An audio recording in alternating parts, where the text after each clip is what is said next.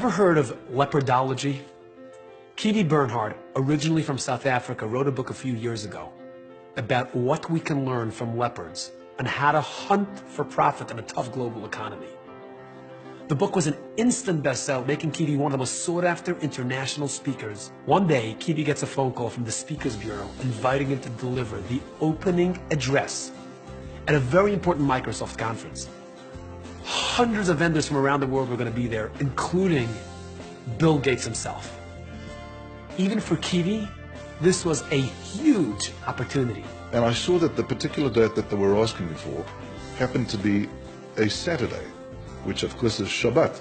I immediately said, it's a Saturday, and as you know, I don't work on Saturdays. The next thing he knows, Kiwi receives a phone call from one of the senior vice presidents of Microsoft, offering him an exorbitant sum of money. He says, double, triple, what do you need? I'll send you the check, you write it. I said, John, it's not about money. It's about Sabbath observance. Bang, the phone slams down. With no choice left, Microsoft had to change the date of the conference to Sunday so Kiwi could deliver his talk. I said, great, I'm in for triple the fee. Just kidding. A few months later, Kiwi got a phone call from this senior vice president of Microsoft, who shared with him how he had just been with Bill Gates on his private jet with a bunch of top executives, and we're talking about Kiwi in the conference. And John explained, he says, yeah, it was the craziest thing, you know. We had this guy, Kiwi, that was supposed to be the opening keynote speaker, and we just couldn't get him to commit to the Saturday platform because he's Sabbath observant.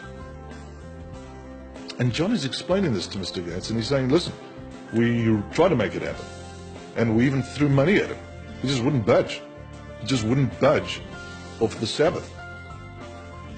And John shares with me that when Mr. Gates heard this, Mr. Gates said back to John, that's what happens when you have something that money can't buy. You know, Kiwi demonstrated one of the most fundamental character traits of a leader: living a principle-centered life. The most important leadership requirement that is out there is the responsibility and the requirement that people have as individuals to lead themselves towards themselves. You see, leadership isn't about a position or a title that's reserved to a select few.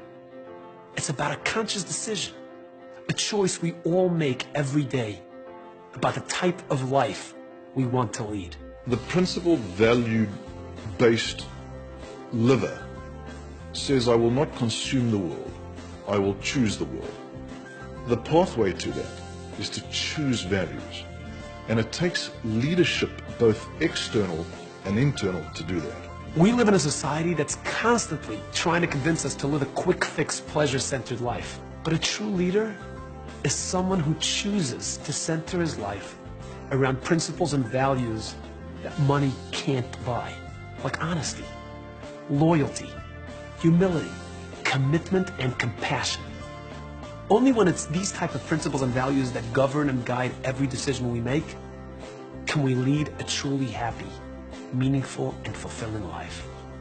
Thanks for watching, and see you next time.